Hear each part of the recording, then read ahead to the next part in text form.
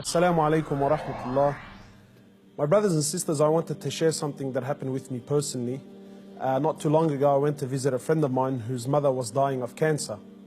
She had been battling cancer for about 5 years, and news came to me that she was on her last days. So I went to visit the brother, and as I sat down with him, he was explaining to me that his mother is going through that state of sakarat al-maut, conscious and unconscious, and that the cancer was really starting to spread all over. So as I sat with this friend of mine and we were talking, his eyes teared up. So I assumed that because his mother's dying, and so I tried to comfort him, and I said to him, look, this is natural in life. And he said to me, I'm not crying because she's leaving. And of course I am upset, but that's not why I'm crying. I said, then why are you upset? He said, I'm upset because all my life I've never thanked my mother for what she's done.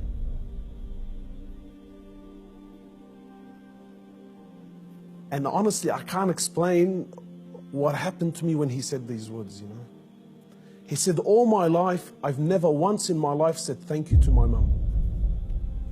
He said, and now that she's sitting in the next room and she's alive, but she's conscious and unconscious, and even if I spoke to her, she's not going to be able to understand or comprehend the words that I'm saying. And wallahi, my brothers and sisters, this really affected me. That all his life, all of our lives, for those of us who are fortunate enough that their mothers are still around, my mum has been there all my life, never failed me once, and never once have I ever come to her and just said thank you. And not one of those thank yous with some flowers, and that's a good thank you, but those really deep thank yous.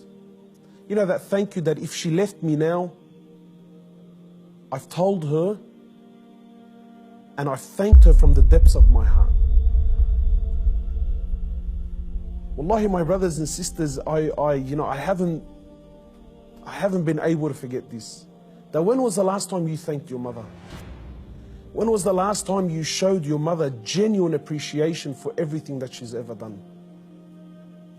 Or are we going to be like those, or are we going to be of those who, when our mothers leave us permanently, then we will sit back and remember and start to regret that I didn't take advantage of the opportunity when I had it. My brothers, in many places around the world, they celebrate this thing called Mother's Day. And it breaks my heart because in Islam, in truth, Mother's Day is every day. We don't single out one day of the year to say, oh, Mum, look, I remembered you today. But rather, we're ordered by Allah and His Prophet, more or less, to remember our mothers on a daily basis. A man came to the Prophet of Allah and he says to him, O Prophet of Allah, and many of us get this hadith wrong.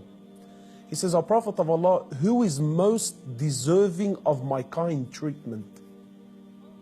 He says to him, your mother. He says, then whom? He said to him, your mother. He said to him, then whom? He said to him, your mother. He said, then whom? He said, then your father. Many of us, we interpret this to be love, that my mother is most deserving of my love.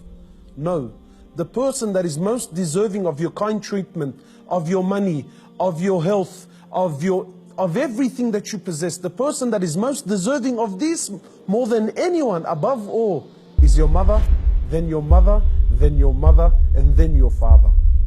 My brothers and sisters, in short, many of us, we still have our mothers. Wallahi, do not be of the losers who wait until our mothers leave us permanently, only then to wish and to regret and say, I wish I can go back and thank my mother. If your mother is still around, run. By Allah, run to her and thank her for everything that she's done.